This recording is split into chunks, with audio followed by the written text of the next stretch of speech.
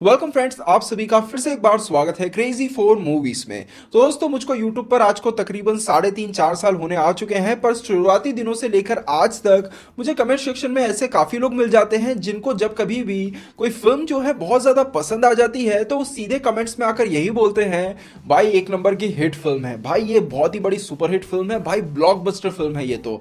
और जब कभी भी उन्हें कोई फिल्म बुरी लगती है तो सीधे यही बोलते हैं, भाई एक नंबर की फ्लॉप फिल्म है। तो उन लोगों को वीडियो की शुरुआत में ही मैं एक चीज समझाने की कोशिश करना चाहता हूं कि मेरे दोस्तों, फिल्म हिट है, फिल्म फ्लॉप है, या फिर फिल्म अच्छी है या फिल्म बुरी है, इन दोनों ही चीजों में जमीन आसमान का फर्क होता है। जी हाँ, वो बात अलग है कि यूट्यूब पर भी काफी सारे ऐसे लोग बैठे हुए हैं जो अपना ओपिनियन देते समय इस चीज को डिसाइड करने की कोशिश करते हैं कि फिल्म हिट है या फ्लॉप है, पर इसमें कोई भी सेंस नहीं होता है। ये सरासर गलत चीज है, क्योंकि एक फिल्म जो है हिट है या फिल्म फ्लॉप है वो डिसाइड करता है उसका बॉक्स ऑफिस परफॉर्मेंस।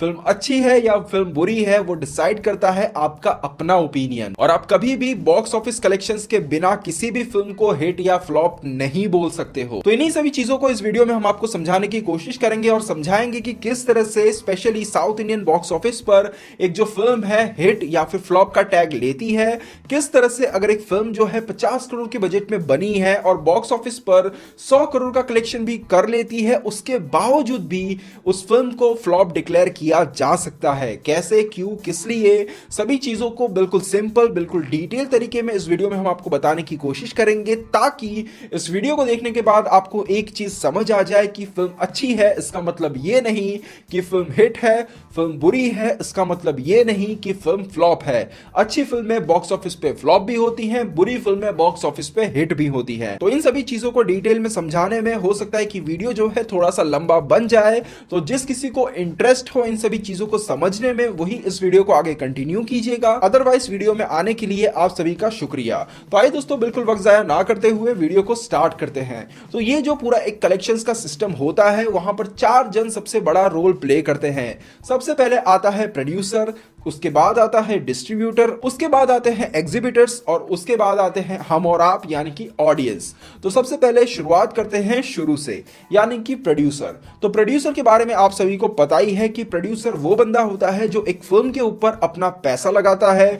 मतलब एक फिल्म को बनाने में जो पैसा खर्च होता है उसे खर्च करने वाला जो होता है वो होता है एक प्रोड्यूसर। उदाहरण के तौर पे हम यहां पे कंसीडर करने वाले हैं कि एक बड़े सुपरस्टार की फिल्म है जिसे बनाने में एक प्रोड्यूसर के यहां पर 100 करोड़ रुपए खर्च हुए हैं। तो 100 करोड़ रुपए खर्च करने के बाद एक प्रोड्यूसर का हमेशा से एक यही इंटेंशन रहता है कि उसने उस फिल्म में जितना खर्चा किया है उतना खर्चा एटलीस्ट वो इस फिल्म से रिकवर कर ले। पर समझने वाली बात यह भी है कि 100 करोड़ रुपए लगाए हैं इसका मतलब ये नहीं कि उसे सिर्फ 100 करोड़ रुपए ही कमाने हैं। वो हमेशा से यही चाहेगा कि वो इस 100 करोड़ का 150 या फिर 200 करोड़ कैसे भी करके बना ले। तो इस प्रॉफिट को कमाने के लिए वो सबसे पहले कोशिश करता है उस फिल्म के सैटेलाइट राइट्स या फिर कहें टेलीविजन प्रीमियर राइट्स को बेचने की। उसके बाद वो बेचता है फिल्म के म्यूजिक राइट्स को, और अगर एक साउथ इंडियन फिल्म है तो यहां पर उस फिल्म के डबिंग राइट्स को भी बेचने की कोशिश की जाती है। और इन सभी चीजों को बेचकर एक प्रोड्यूसर जो है एक फिल्म के द्वारा कम से कम 30 से 40 करोड़, अगर फिल्म बहुत ज्यादा बड़ी है, एक्टर और ज्यादा बड़ा है तो 60 से 70 करोड़ तक का भी कलेक्शन कर लेता है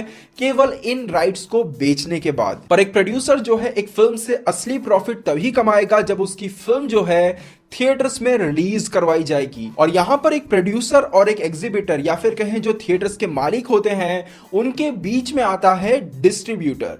जी हाँ, अगर हम यहाँ पे साउथ इंडियन फिल्मों की बात करें तो साउथ में जितनी भी फिल्में रिलीज होती हैं उनमें से ज्यादातर जो फिल्में होती हैं वो फिल्में हिट हैं या फ्लॉप है, ये पूरी तरह से डिसाइड होता है कि फिल्म का जो डिस्ट्रीब्यूटर था उसे फिल्म से कितना प्रॉफिट मिला या फिर उसे फिल्म से कितना लॉस मिला।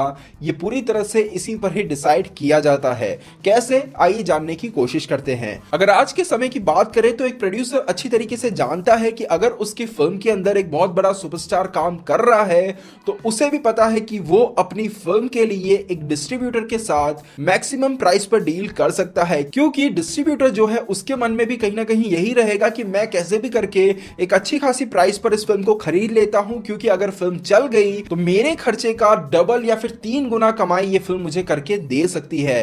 तो इसलिए अब जो प्रोड्यूसर होता है वो हमेशा से यही कोशिश करता है कि अगर उसकी फिल्म 100 करोड़ में बनी है तो वो अपनी फिल्म को एक डिस्ट्रीब्यूटर को कम से कम 130 करोड़ में बेचने की कोशिश करता है। और ये जो रकम है 150 से लेकर 170-200 करोड़ तक भी पहुंच सकती है अगर फिल्म में बहुत ही बड़ा एक्टर है, एक्टर का जो टाइम है वो बहुत अच्छा चल रहा है, फैन फॉलोइंग पीक पर है, हाइप जो है फिल्म को लेकर बहुत ही ज्यादा है, तो ये जो रकम है काफी ज्यादा भी जा सकती है। तो मान लेते हैं कि फिल्म में एक बहुत बड़ा एक्टर काम कर रहा है, फिल्म को लेकर बहुत ज्यादा हाइप बनी हुई है, फिल्म को लेकर एक्साइटमेंट पीक पर है, और डिस्ट्रीब्यूटर ने प्रोड्यूसर से 100 करोड़ की फिल्म को 150 करोड़ में खरीद लिया। और ये जो राइट्स यहाँ पर डिस्ट्रीब्यूटर ने 150 करोड़ रुपए देकर प्रोड्यूसर से खरीदा है, इस राइट को बोलते हैं थिएट्रिकल राइट्स। जी हाँ, मतलब अब डिस्ट्रीब्यूटर के पास पूरी तरह से एक अधिकार आ चुका है कि वो इस फिल्म को थिएटर्स में रिलीज करवा सकता है। तो इस पॉइंट पर आने के बाद एक प्रोड्यूसर का इस फिल्म के साथ बिजनेस के तौर पे जो कनेक्शन था वो पूरी तरह से खत्म हो जाता है। अब फिल्म जो है बॉक्स ऑफिस पर पिटे, फिल्म जो है बॉक्स ऑफिस पर 500 करोड़ का भी कलेक्शन करती है तो भी प्रोड्यूसर के हाथ में कुछ भी नहीं आएगा, प्रोड्यूसर के हाथ से कुछ भी नहीं जाएगा। मतलब एक प्रोड्यूसर जो है अपने तौर पे पूरी तरह से सेफ हो जाता है। अगर आप यहां पे ध्यान दो तो 100 करोड़ की फिल्म से प्रोड्यूसर ने 30 से 40 करोड़ में सैटेलाइट राइट्स, डबिंग राइट्स और यहां पर म्यूजिक राइट्स को बेचा, बाद में फिल्म के थिएट्रिकल राइट्स को 150 करोड़ में बेच दिया। मतलब 100 करोड़ की फिल्म से एक प्रोड्यूसर ने लगभग 180 से 190 करोड़ का कलेक्शन कर लिया, प्रॉफिट कमा लिया। अब जो होगा देखा जाएगा, उसमें प्रोड्यूसर का कुछ भी लेना देना नहीं है। तो क्या 100 करोड़ की बजट में बनी इस फिल्म ने जो 190 करोड़ का कलेक्शन कर लिया है थिएटर्स में रिलीज होने से पहले, क्या इस कलेक्शन को यहां पर फिल्म की कमाई में कंसीडर करना चाहिए? क्या इस कलेक्शंस को फिल्म के असली कलेक्शंस में जोड़ना चाहिए?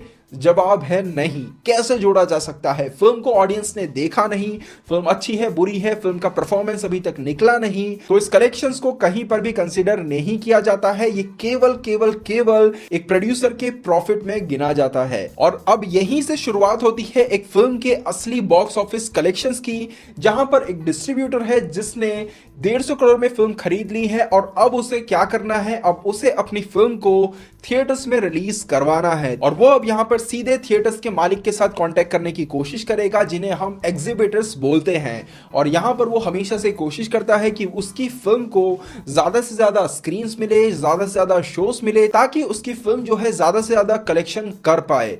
पर यहां पर भी एक चीज आप ध्यान में रखिए, यहां पर जो एग्जिबिटर्स हैं यानी कि जो थिएटर के मालिक हैं, उन्हें किसी भी तरीके का पैसा जो है यहां पर डिस्ट्रीब्यूटर को देना नहीं पड़ता है, बल्कि यहां पर डिस्ट्रीब्यूटर्स जो होते हैं उनको अपना हिस्सा यहां पर एग्जिबिटर्स के साथ में शेयर करना पड़ता है। क्यों शेयर करना पड़ता है? क्योंकि जो एग्जिबिटर है वो आपकी फिल्म को लेकर अपने थिएटर्स में चला रहा है, उसे चलाने के लिए जो इलेक्ट्रिसिटी चार्जेस हैं, उसके स्टाफ की जो सैलरी है, उसे सब कुछ उन्हें देना है और इन्हीं सभी चीजों के साथ साथ उसे प्रॉफिट भी कमाना है। और यहां से एक डिस्ट्रीब्यूटर और एग्जिबिटर के बीच में जो एक डील हो जाती है, इस डील के बाद जो चीजें सबसे मायने रखती हैं उन चीजों में शामिल है net collections, gross collection, exhibitor shares और डिस्ट्रीब्यूटर शेयर्स। जहां पर सबसे पहले हम बात करने की कोशिश करते हैं ग्रॉस कलेक्शंस के बारे में। तो ग्रॉस कलेक्शन क्या होता है? जब हम और आप एक थिएटर में जाते हैं, टिकट खरीदते हैं, तो वो जो टिकट का एक ओवरऑल प्राइस होता है और उस प्राइस पर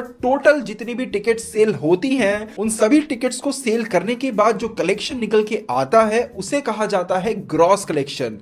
पर यहां पर ग्रॉस कलेक्शन के अंदर या फिर कहें एक टिकट की प्राइस के अंदर आप सभी को पता है कि हमको और आपको जीएसटी पे करना पड़ता है। जी हां, तो वो जो जीएसटी होता है वो जीएसटी कहीं पर भी ना ही एग्जिबिटर के हाथ में जाता है ना ही डिस्ट्रीब्यूटर के हाथ में जाता है, वो सीधे सीधे जाता है गवर्नमेंट के पास। जी हां, तो ये जो जीएसटी होता है वो गवर्नमेंट अपने पास रख लेती है और जैसे ही ये जो जीएसटी होती है वो गवर्नमेंट ले लेती है, जो एंटरटेनमेंट टैक्स होती है गवर्नमेंट ले लेती है, उसे लेने के बाद जो कलेक्शंस बचते हैं उसे कहा जाता है नेट कलेक्शन। मतलब अब ये कह सकते हैं कि फिल्म ने बॉक्स ऑफिस पर जो असली कमाई की है उसे हम यहां पर नेट कलेक्शन बोलते हैं। और ये जो नेट कलेक्शंस होते हैं, इन्हीं नेट कलेक्शंस के तौर पे ज्यादातर बॉलीवुड की जो फिल्में होती हैं उन्हें हिट या फ्लॉप डिक्लेयर किया जाता है, क्योंकि वहां पर जो केस है वो थोड़ा सा डिफरेंट होता है। वो क्या होता है वो मैं आपको आगे बताने की कोशिश करूंगा। पर यहां पर अगर साउथ की बात करें तो यहां पर डिस्ट्रीब्यूटर शेयर के ऊपर डिसाइड किया जाता है। और अब यहां पर जो नेट कलेक्शन निकल के आता है, इस नेट कलेक्शन के साथ होता यह है, इस नेट कलेक्शन के अंदर जो पूरा पूरा नेट कलेक्शन है वो कहीं पर भी ना ही पूरी तरह से एग्जीबिटर के पास जाता है, ना ही पूरी तरह से डिस्ट्रीब्यूटर के पास जाता है। यहां पर होता यह है कि पहले हफ्ते में जो भी नेट कलेक्शन बनता है उस नेट कलेक्शन का 50% हिस्सा एग्जीबिटर रख लेता है और 50% जो हिस्सा होता है उसे रख लेता है डिस्ट्रीब्यूटर। मतलब एक चीज आप यहां पे ध्यान में रखो कि इतना सब कुछ करने के बाद, 150 करोड़ में फिल्म को खरीदने के बाद डिस्ट्रीब्यूटर को 50% हिस्सा यहां पर पहले हफ्ते का मिलता है कलेक्शंस का। और ये जो डिस्ट्रीब्यूटर का हिस्सा होता है वो आने वाले हफ्तों में धीरे धीरे धीरे धीरे कम होता जाता है। जैसे जैसे हफ्ते बढ़ते जाएंगे वैसे वैसे एग्जीबिटर का जो शेयर होता है वो बढ़ता जाता है और डिस्ट्रीब्यूटर का जो शेयर है वो कम होते जाता है। उदाहरण के तौर पे आने वाले हफ्तों में एग्जीबिटर का जो शेयर है वो 70% हो जाता है और डिस्ट्रीब्यूटर का जो शेयर है वो सिर्फ 30% का रह जाता है। तो यहां से होता यह है कि जो डिस्ट्रीब्यूटर जो है, जो अपना शेयर ले रहा है हर हफ्ते में, वो जो शेयर कलेक्शन उसके हाथ में आ रहा है, अगर वो कलेक्शन 150 करोड़ या फिर 150 करोड़ से ज्यादा होता है तभी जाकर इस फिल्म को एक हिट फिल्म कंसीडर किया जाता है। और अगर यहां पर ये जो डिस्ट्रीब्यूटर का जो शेयर है वो 150 करोड़ से कम का रहता है तो यहां पर इस फिल्म को बॉक्स ऑफिस पर एक फ्लॉप फिल्म डिक्लेयर कर दिया जाता है। क्यों कर दिया जाता है वो अभी तक आपको समझ आ गया होगा, क्योंकि प्रोड्यूसर का इसमें कोई हाथ नहीं है। सिर्फ यहां पर पैसे जिसने खर्च किए हैं वो है डिस्ट्रीब्यूटर, जिसने 150 करोड़ में फिल्म को यहां पर खरीदा था। तो जाहिर सी बात है वो कितनी कमाई कर रहा है केवल उसी पर ही यहां पर डिसाइड किया जाता है कि फिल्म की जो परफॉर्मेंस है वो बॉक्स ऑफिस पर कैसी रही। इसीलिए एग्जाम्पल के तौर पर हम आपको बताना चाहते हैं कि ना पेरू सूर्या ना एलो इंडिया जो फिल्म थी अल्लू अर्जुन की, वो जो फिल्म थी, फिल्म का बजट 55 करोड़ का था। उस फिल्म को प्रोड्यूसर ने डिस्ट्रीब्यूटर को 75 करोड़ में बेचा था, जहां पर फिल्म का जो ग्रॉस कलेक्शन था वो था 93 करोड़ का और वहां पर जो डिस्ट्रीब्यूटर का जो शेयर था वो था केवल 35 करोड़ का। मतलब 75 करोड़ में खरीदने के बावजूद भी फिल्म जो है केवल 35 करोड़ का कलेक्शन दे पाई यहां पर एक डिस्ट्रीब्यूटर को, जिसकी वजह से फिल्म को जो है बॉक्स ऑफिस पर फ्लॉप नहीं डिजास्टर बोला जाता है। तो इसीलिए और इसी हिसाब से फिल्में जो है बॉक्स ऑफिस पर या फिर कहें एक टॉलीवुड या फिर साउथ इंडियन बॉक्स ऑफिस पर हिट या फिर फ्लॉप होती हैं। इसके अलावा एक और सिस्टम होता है जो काफी कम देखा जाता है, पर देखा कब जाता है, जब कभी भी कोई एक छोटी सी फिल्म रिलीज हो रही है। मान लेते हैं कि बॉक्स ऑफिस पर एक प्रोड्यूसर एक ऐसी फिल्म को लेकर आ रहा है जिसको लेकर मार्केट में किसी भी तरीके का कोई भी हाइप अभी तक बना नहीं है और डिस्ट्रीब्यूटर्स का यही मानना है कि अगर हमने इस फिल्म को खरीदा तो हम कहीं ना कहीं लॉस में जा सकते हैं। और वहीं दूसरी तरफ प्रोड्यूसर कोई बहुत ही बड़ा प्रोड्यूसर अगर नहीं होता है, बहुत ही छोटा प्रोड्यूसर होता है जिसकी खुद की क्षमता नहीं है एक फिल्म को अपने आप डिस्ट्रीब्यूट करने की, तो वो कैसे भी करके किसी ना किसी डिस्ट्रीब्यूटर को ढूंढने की कोशिश करता है। और यहां पर डिस्ट्रीब्यूटर और प्रोड्यूसर के बीच में जो डील होती है उस डील को कहा जाता है एडवांस कमीशन। जी हां, यहां पर एडवांस कमीशन के तौर पे एक डील होती है जहां पर जो डिस्ट्रीब्यूटर होता है वो प्रोड्यूसर को पैसे दे देता है। एग्जांपल के तौर पे प्रोड्यूसर ने एक फिल्म को 10 करोड़ के अंदर बनाया है और डिस्ट्रीब्यूटर उसे 12 करोड़ देकर उस फिल्म को उससे खरीद लेता है। पर यहां पर ये जो एडवांस कमीशन का जो सिस्टम है, इस सिस्टम के द्वारा ये डील होती है कि डिस्ट्रीब्यूटर ये बोलता है देखो भाई मैं आपसे 12 करोड़ में इस फिल्म को खरीद रहा हूं, पर अगर इस फिल्म ने मुझे 12 करोड़ या फिर उससे ज्यादा का कलेक्शन बॉक्स ऑफिस पर करके नहीं दिया तो बॉक्स ऑफिस पर यह फिल्म जितना कलेक्शन करती है उसके बाद 12 करोड़ करने के लिए जितना पैसा मुझे चाहिए रहेगा वो कलेक्शन मैं आपसे लूंगा। मतलब यहां पे डिस्ट्रीब्यूटर जो है किसी भी हिसाब का रिस्क नहीं लेना चाहता है, पर अगर फिल्म अच्छी रह जाती है तो प्रोड्यूसर पूरी तरह से बच जाता है। इस टाइप की अगर एक केस का मैं आपको एग्जांपल देने की कोशिश करूं तो आप सभी को शायद याद ही होगा कि आज से कुछ महीनों पहले जब रवि तेजा की क्रैक फिल्म रिलीज होने वाली थी तो उस फिल्म को जिस डेट पर रिलीज करवाया जाने वाला था उस डेट के पहले कुछ शोज जो थे पूरी तरह से कैंसिल हो गए थे। हर किसी ने कहा कि फाइनेंशियल इश्यूज की वजह से फिल्म जो है रिलीज नहीं हो पाई है। तो उस केस में कुछ हुआ इस तरह से था कि फिल्म के जो प्रोड्यूसर हैं, यानी कि क्रैक फिल्म के जो प्रोड्यूसर हैं, वही प्रोड्यूसर थे विशाल की फिल्म अयोग्य के। जी हाँ, विशाल की फिल्म अयोग्य के वही प्रोड्यूसर थे और उस वक्त अयोग्य फिल्म जो थी वो इसी बेस पर रिलीज करवाई गई थी, इसी एडवांस कमीशन बेस पर रिलीज करवाई गई थी, जहां पर प्रोड्यूसर और डिस्ट्रीब्यूटर के बीच में यही डील हुई थी कि अगर फिल्म ने कलेक्शन करके नहीं दिया तो हमारा जो नुकसान होगा वो हम आपसे लेने की कोशिश करेंगे। और अयोग्य फिल्म जो थी बॉक्स ऑफिस पे फ्लॉप हो गई थी और उसके बाद प्रोड्यूसर ने जो पैसे डिस्ट्रीब्यूटर को देने चाहिए थे वो नहीं दिए थे, जिसके वजह से डिस्ट्रीब्यूटर ने जाकर कोर्ट में केस कर दिया और यहां पर प्रोड्यूसर के नई रिलीज फिल्म के ऊपर स्टे लग गया था। और जैसे ही बाद में प्रोड्यूसर ने वो पैसे चुका दिए, स्टे हट गया और बाद में क्रैक फिल्म जो है रिलीज करवा दी गई थी। तो ये दो ऐसे सिस्टम हैं जो साउथ फिल्म इंडस्ट्री में सबसे ज्यादा चलते हैं। इसके अलावा बॉलीवुड में कुछ और सिस्टम के द्वारा भी फिल्मों को रिलीज करवाया जाता है, जहां पर प्रोड्यूसर डिस्ट्रीब्यूटर को यह बोलता है कि मेरी 100 करोड़ की फिल्म है, आप 100 करोड़ में ही रख लो। उसके बाद जैसे ही 130 करोड़ का कलेक्शन फिल्म करती है, वो जो एक्स्ट्रा 30 करोड़ है वो आप अपने पास रख लेना। पर उसके बाद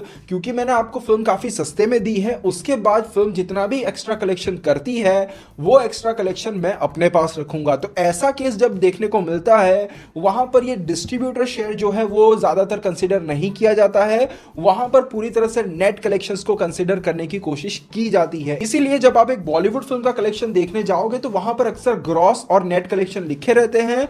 वहीं दूसरी तरफ अगर आप एक टॉलीवुड फिल्म के कलेक्शंस देखने जाओगे तो वहां पर आपको ग्रॉस और शेयर कलेक्शंस देखने को मिलते हैं। तो 100 बात की एक बात, अगर आप एक साउथ इंडियन फिल्म के बारे में जानना चाहते हो कि वो फिल्म बॉक्स ऑफिस पर हिट थी या फ्लॉप थी, तो सबसे पहले ये जानने की कोशिश करो कि फिल्म को कितने में बेचा गया था, यानी कि डिस्ट्रीब्यूटर ने फिल्म को कितने में खरीदा था। फिल्म के बजट से लेकर फिल्म की ग्रॉस कलेक्शन तक कुछ भी मायने नहीं रखता है। इसीलिए आपने काफी बार खबरों में सुना होगा कि रजनीकांत सर की जो फिल्में होती हैं वो जब बॉक्स ऑफिस पे फ्लॉप हो जाती हैं, तब जो डिस्ट्रीब्यूटर्स होते हैं वो सीधा उनके पास जाते हैं। डिस्ट्रीब्यूटर्स रजनीकांत सर के पास जाते हैं क्योंकि डिस्ट्रीब्यूटर्स जो होते हैं रजनीकांत सर के नाम से ही प्रोड्यूसर को मुंह मांग की रकम दे देते हैं, जिसके बाद अगर फिल्म फ्लॉप हो जाती है तो उन्हें बहुत बड़ा घाटा होता है और बाद में रजनीकांत सर जो है वो उन्हें उनका जो इतना नुकसान होता है वो अक्सर चुका भी देते हैं। तो इसी तरह से ये सिस्टम काम करता है। तो प्लीज अब से जब कभी भी किसी फिल्म के बारे में अगर बात करो तो इसी हिसाब से बात करना कि फिल्म का शेयर कलेक्शन इतना था,